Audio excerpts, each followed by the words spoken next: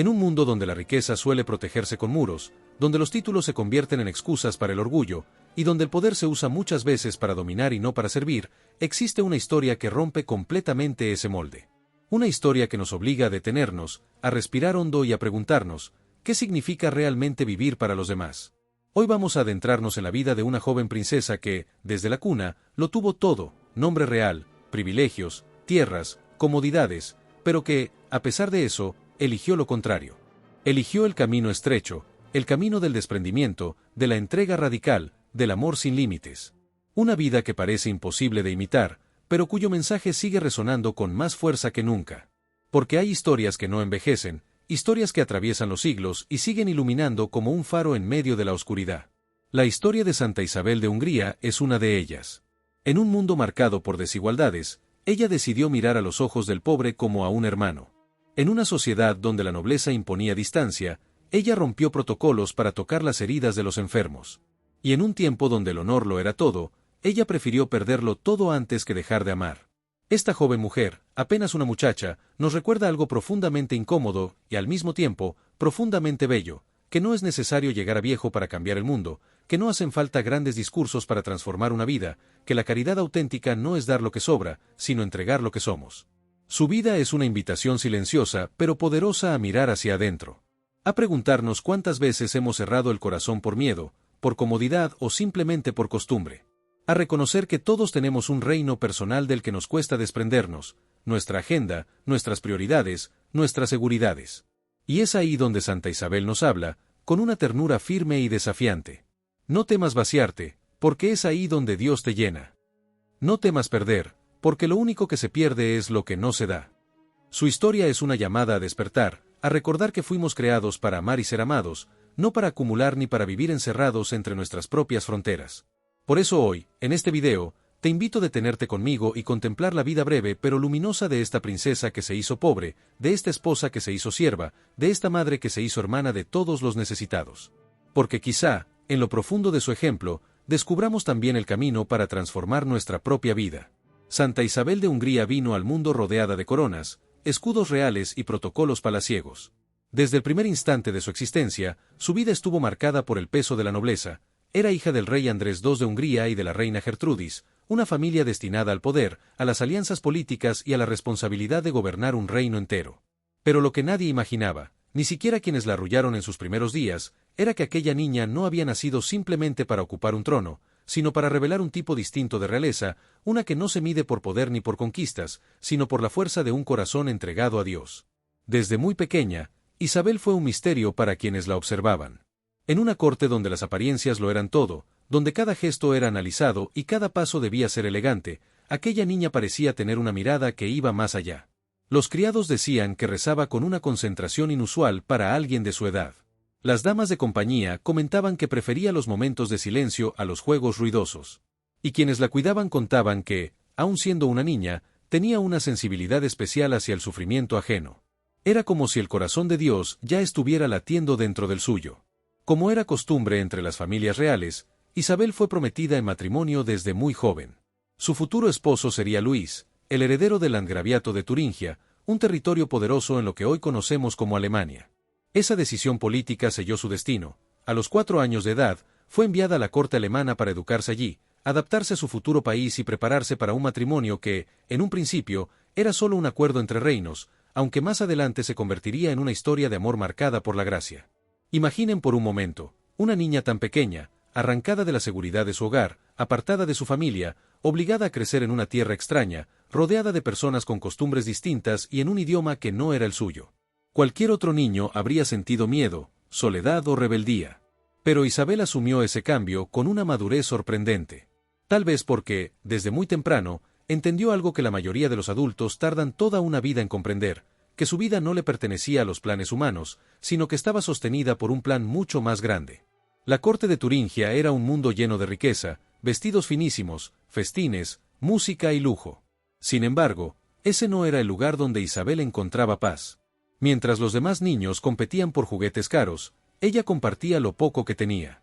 Mientras otros soñaban con joyas o banquetes, ella soñaba con imitar la pobreza de Cristo. Y mientras la alta sociedad se entretenía en salones llenos de adornos y risas superficiales, Isabel prefería refugiarse en una pequeña capilla, donde pasaba largos ratos en oración, inclinando su cabecita ante la presencia silenciosa de Dios. Era una niña, sí, pero estaba marcada por algo sobrenatural. Su vida espiritual no era algo aprendido, no era una obligación ni una costumbre palaciega. Era una respuesta natural de su corazón. La sencillez evangélica, la humildad y la compasión parecían brotar de ella como un río que no puede contenerse. Los que vivieron cerca de ella atestiguaron que, desde pequeña, Isabel se inclinaba con profunda veneración ante el crucifijo.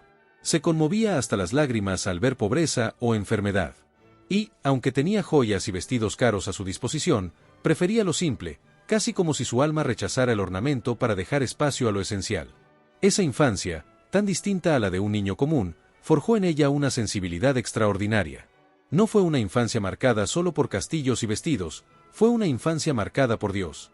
Un Dios que la acompañó desde el principio, que la educó en silencio, que templó su corazón en medio de la riqueza para prepararlo para la verdadera pobreza. Una pobreza que no sería humillación, sino camino de santidad. Que una niña tan pequeña pudiera vivir de esa forma es, en sí mismo, un signo. Un signo de que Dios la había elegido para algo más grande que el trono de un reino. La había elegido para mostrar al mundo que la verdadera realeza no se mide por la sangre, sino por el amor. Y ese amor, puro y sin reservas, comenzó a tomar forma en ella desde su más temprana infancia. Cuando Isabel cumplió los 14 años, llegó el momento de unirse en matrimonio con quien había sido prometida desde su infancia, Luis de Turingia. En una época donde los matrimonios de la nobleza eran simples transacciones políticas, alianzas estratégicas o acuerdos entre reinos, nadie hubiera esperado que este vínculo se convirtiera en una de las historias de amor más hermosas, puras y espiritualmente elevadas de toda la Edad Media. Lo que comenzó como un acuerdo entre coronas, terminó siendo el encuentro de dos almas destinadas a caminar juntas hacia Dios. Luis no era un príncipe común. A diferencia de muchos señores feudales, no se dejó corromper por el poder, ni por los lujos, ni por la vanidad de su cargo. Era un hombre justo, honrado y profundamente creyente, capaz de ver más allá de los protocolos y las apariencias. Cuando Isabel llegó definitivamente a la corte como su esposa, Luis vio en ella no solo a una princesa prometida, sino a una joven de corazón puro, de mirada limpia, capaz de amar sin medida. Y ese descubrimiento marcó para siempre la vida de ambos. El matrimonio entre Isabel y Luis fue un verdadero regalo de Dios, un signo luminoso en medio de una época marcada por guerras, ambiciones y desigualdades. Desde el primer momento, Luis aceptó la intensidad espiritual de Isabel. No solo la aceptó, la abrazó. Porque vio que su esposa poseía una luz interior que no pertenecía a este mundo, una forma de amar que no se podía limitar, controlar ni encerrar detrás de los muros del palacio. Mientras Isabel encontraba en Luis un apoyo incondicional, él descubría en ella una fuente inagotable de misericordia. Ella no veía un castillo lleno de riquezas, veía oportunidades para servir. No veía cofres de oro, veía el pan que faltaba en las aldeas pobres. No veía privilegio, veía responsabilidad. Y lo increíble es que Luis no se opuso nunca. En lugar de frenar sus impulsos de caridad, los alentó. En lugar de reírse o criticarla como muchos en la corte, la defendió. A sus ojos, el amor de Isabel por los pobres era una extensión del amor de Dios. Y él quería caminar junto a ella en ese camino, aunque ese camino fuera contra la corriente de la nobleza de su tiempo. Imaginen la escena, una princesa joven, delicada y siempre rodeada de cortesanos, saliendo descalza por los pasillos del castillo para ir al encuentro de los necesitados. O entrando a los establos a dejar comida en secreto. O cargando hogazas de pan escondidas bajo su manto, aún caliente, para dárselas a quienes no tenían nada. Y, mientras tanto, Luis mirándola con una mezcla de ternura y admiración, consciente de que esa mujer estaba llamada a algo grande. La corte entera veía con escándalo ese comportamiento. Muchos pensaban que Isabel estaba desperdiciando los recursos del reino. Otros aseguraban que actuaba con imprudencia, que su caridad era excesiva, que debía comportarse como una señora feudal. Pero Luis sabía la verdad. Detrás de cada gesto, detrás de cada limosna, detrás de cada sacrificio, había un amor por Cristo tan puro que no podía contenerse.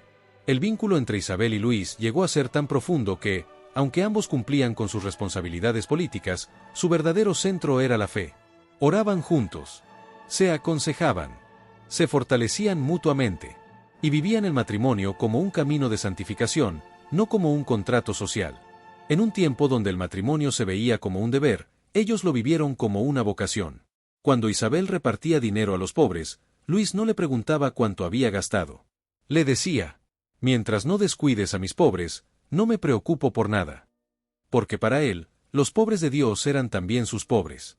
Y cuando Luis partía a misiones o viajes, Isabel enviaba limosnas en su nombre, asegurando que incluso en la distancia, él siguiera bendiciendo a los necesitados. Era un matrimonio donde el amor humano florecía y el amor divino lo coronaba. No es exagerado decir que, si Isabel llegó a ser una santa, parte de ese camino se lo debe al corazón generoso y comprensivo de Luis. Él fue su compañero, su amigo, su protector y su colaborador en la obra de Dios.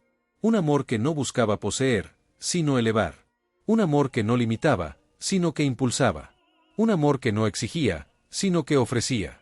Su unión fue un anticipo de lo que significa un matrimonio verdaderamente cristiano, dos personas que se ayudan mutuamente a llegar al cielo.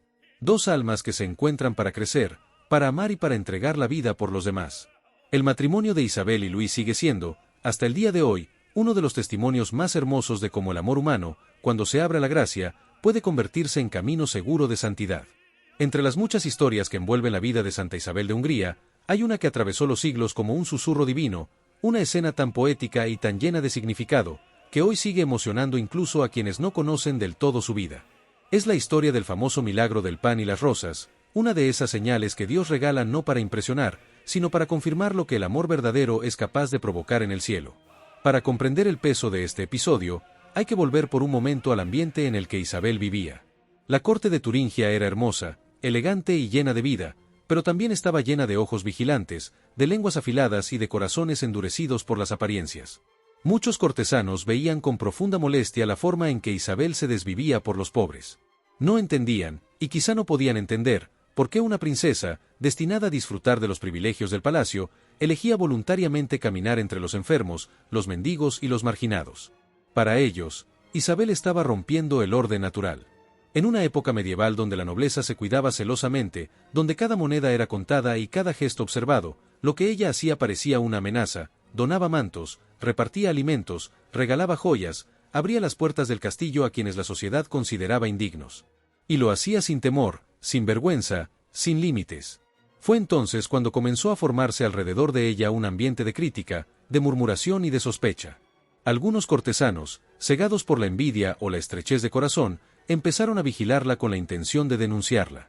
Les molestaba la caridad de Isabel porque los confrontaba con sus propias indiferencias. Y, como suele suceder, quisieron detenerla, desacreditarla y convencer al landgrave, Luis, de que su esposa era imprudente. Un día, uno de esos días fríos y secos propios de la región, Isabel salió del castillo cargando en su delantal y bajo su manto varias hogazas de pan. No iba sola, en su corazón llevaba la urgencia de Cristo, ese Cristo que ella veía en cada rostro pobre que esperaba a las afueras del castillo. Caminaba rápido, casi escondida, no para ocultarse de Dios, sino para evitar discusiones inútiles con quienes no entendían su misión. Pero antes de llegar a la puerta, fue interceptada. Los cortesanos que la habían estado espiando se adelantaron con tono acusador. Le preguntaron qué llevaba escondido. Querían pruebas. Querían mostrar que la princesa, según ellos, derrochaba los bienes del castillo. Y sabían que, si la descubrían cargando pan para los pobres, podrían convencer a su esposo de ponerle freno a su generosidad. En ese momento, Isabel sintió el peso de la mirada humana y la ligereza de la mirada divina. Ella no actuaba por rebeldía ni por desobediencia, actuaba por amor. Sabía que cada hogaza de pan podía significar la vida de alguien. Pero también sabía que la verdad siempre es luz, y que Dios nunca abandona a quienes se entregan por completo. Los cortesanos insistieron, exigiendo que revelara lo que llevaba. Isabel, con el corazón sereno, porque su paz no venía de los hombres, sino de Dios, abrió su manto. Y entonces ocurrió algo que nadie esperaba, algo que no se puede explicar con lógica humana, algo que solo puede comprenderse desde los ojos de la fe. El pan había desaparecido. Y en su lugar había un ramillete de rosas frescas. Pero no eran rosas comunes. Eran rosas hermosas, vivas, de un color tan intenso que parecía imposible para la estación en que se encontraban. El aroma llenó el aire como si el mismo cielo hubiera exhalado un suspiro. Era una señal clara, luminosa, incontestable. Dios aprobaba lo que ella hacía. Los cortesanos quedaron mudos. Sus rostros, antes tensos y acusadores, se llenaron de asombro y confusión. Ninguno pudo decir una palabra. Ninguno pudo acusarla. Ninguno pudo negar lo que tenían delante. La caridad de Isabel no era desobediencia, era obediencia a una ley más alta, la ley del amor divino. Cuando Luis supo del evento, y de la intención de los cortesanos, no se enojó. Al contrario, comprendió aún más quién era la mujer que tenía a su lado, una princesa amada por Dios, una sierva humilde que hacía florecer la gracia en cada gesto. El milagro del pan y las rosas fue más que un prodigio. Fue una revelación. Un mensaje del cielo que decía: allí donde hay caridad verdadera, florece la belleza. Allí donde hay amor sincero, Dios pone su sello. La hogaza de pan, símbolo de sustento, de alimento, de lo básico, se transformó en rosa, símbolo de belleza, de fragancia, de delicadeza, para recordarnos que toda obra hecha por amor se vuelve hermosa ante los ojos de Dios. A veces basta con un gesto pequeño, con una hogaza escondida bajo el manto, para que el cielo entero responda con una rosa. La vida de Isabel había encontrado en Luis no solo a un esposo, sino a un compañero espiritual, un protector y un reflejo del amor de Dios. Su matrimonio había sido un refugio de paz y pureza en medio de las exigencias de la nobleza. Pero la historia de los santos suele estar marcada por momentos que quiebran el corazón para revelar la grandeza del espíritu. Y así, de una manera inesperada y dolorosa, llegó la tragedia que transformaría para siempre el camino de Isabel. Corría el año 1227 cuando Luis decidió partir a una cruzada. Como muchos nobles de su tiempo, se sintió llamado a servir a la Iglesia en las misiones militares. Aunque sabía que dejaba atrás a su joven esposa y a sus 3 pequeños hijos, la fe lo impulsaba con fuerza. Isabel, por su parte, lo acompañó hasta donde pudo, apoyando su decisión con lágrimas silenciosas y oraciones fervientes. Ella sabía que amar a alguien también implica dejarlo ir cuando Dios lo llama. Pero mientras Luis emprendía su viaje, una sombra comenzó a extenderse sobre el destino de la familia. En el trayecto, lejos de su hogar, el landgrave enfermó gravemente. La noticia llegó a Turingia como un rayo que quiebra la noche. Luis había muerto antes siquiera de llegar al campo de batalla. Murió sin gloria, sin enemigos alrededor, sin la posibilidad de despedirse de su amada Isabel. Tenía apenas 27 años. Isabel, 20. Y 3 hijos que ahora quedaban sin padre. La corte, incapaz de comprender la grandeza espiritual que habían vivido como pareja, se volcó rápidamente hacia el oportunismo y la frialdad. Con Luis muerto, Isabel perdió el único escudo humano que protegía su caridad, su libertad y su visión del mundo. Aquellos que antes la criticaban vieron su oportunidad y se movieron con dureza, la despojaron de sus bienes, la expulsaron de palacio y la dejaron prácticamente sola, con sus hijos y con su fe. Lo que para muchos habría sido motivo de desesperación o resentimiento, para Isabel se convirtió en un altar interior. Una prueba devastadora, sí, pero también una invitación a vivir la entrega más radical. No renegó de Dios, no lo cuestionó, no gritó contra el cielo. Al contrario, inclinó la cabeza y aceptó con humildad lo que la providencia le pedía. Isabel entendió algo que muy pocos logran comprender. Cuando todo te es arrebatado, Dios se convierte en tu única riqueza. Y esa riqueza basta. Fue entonces cuando tomó una de las decisiones más audaces y contraculturales de su tiempo: abrazar la pobreza voluntaria. A diferencia de quienes se vuelven pobres por fuerza o necesidad, ella eligió desprenderse de lo que quedaba, eligió vivir sin lujos, sin títulos, sin tierras. Quiso imitar a Cristo pobre y humillado, no por desprecio al mundo, sino por amor al Dios que se hizo sencillo por nosotros. Se unió a la Tercera Orden Franciscana, siguiendo el camino que San Francisco había abierto pocos años antes. Puso a Cristo como su único esposo, como su único tesoro, como su único refugio. Si antes había ayudado a los pobres desde el castillo, ahora se convirtió en una de ellos. Caminaba por las calles con un manto sencillo, sin escoltas, sin privilegios, sin nada que la distinguiera de las mujeres más humildes de la región. Y, sin embargo, su grandeza brillaba más que nunca. Isabel comenzó a construir un hospital, uno verdaderamente destinado a los olvidados, no un gesto superficial de la nobleza. Lo levantó con sus propias manos, con lo poco que tenía y con la ayuda de quienes, tocados por su ejemplo, quisieron unirse a su obra. Pero no se conformó con administrarlo desde lejos. Ella misma cuidaba personalmente a los enfermos, incluso a aquellos que nadie quería tocar. Atendía a los leprosos con una delicadeza que desarmaba prejuicios. Lavaba sus llagas con ternura. Les daba de comer con sus propias manos. Los consolaba cuando el dolor era insoportable. Se arrodillaba ante ellos como si se arrodillara ante el mismo Cristo. Porque para ella, cada rostro marcado por la enfermedad era un rostro de Cristo, cada llaga era una invitación a amar, cada cuerpo debilidad era una puerta abierta al misterio de Dios.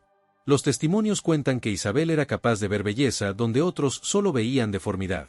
Su amor era tan real, tan puro, tan profundo, que sanaba no solo cuerpos, sino almas. No tenía miedo de contagiarse, tenía miedo de no amar lo suficiente. Las pérdidas que sufrió, su esposo, su seguridad, su posición social, no apagaron su luz, sino que la purificaron. No se convirtió en una mujer rota, sino en una mujer plenamente entregada. Una santa que descubrió que, cuando el mundo te arrebata todo, Dios te ofrece el privilegio de vivir totalmente para Él. Vivir la viudez como lo hizo Isabel no fue un acto de resignación. Fue un acto de valentía. Una rendición completa al amor divino. Una entrega absoluta al servicio de los demás. Y así, en la aparente oscuridad de la pobreza, su alma brilló más fuerte que nunca. La vida de Santa Isabel de Hungría fue un relámpago, breve, intensa, luminosa. Una llama que ardió con tanta fuerza en tan pocos años, que su brillo trascendió el tiempo. Y como sucede con muchas almas llamadas a una misión extraordinaria, su cuerpo no resistió por mucho tiempo el ritmo de su amor. Después de la muerte de Luis, y tras abrazar la pobreza absoluta, Isabel vivió apenas unos años más. Años llenos de trabajo incansable, de noches sin descanso, de días enteros entregados al servicio de los enfermos más olvidados. Hasta quienes admiraban su santidad quedaban sorprendidos por la dureza con la que trataba a su propio cuerpo. Ella misma decía que no quería guardar para sí ninguna comodidad que el pobre no tuviera. Dormía sobre el suelo. Comía lo mínimo indispensable. Pasaba largas horas en oración. Y se desgastaba sirviendo a quienes nadie quería tocar. Su cuerpo era joven, pero su alma había madurado con una rapidez que solo la gracia de Dios puede explicar. Y aunque su corazón estaba lleno de un amor inagotable, su salud comenzó a quebrarse.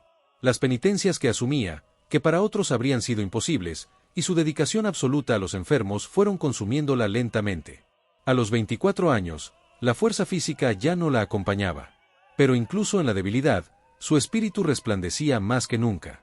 Se cuenta que, en los días finales, su rostro parecía el de alguien que veía algo que los demás no podían ver. Una mirada llena de paz, como si la frontera entre la tierra y el cielo se estuviera adelgazando.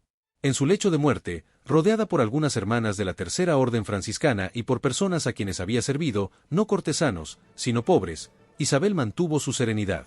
No pidió riquezas, ni títulos, ni reconocimiento.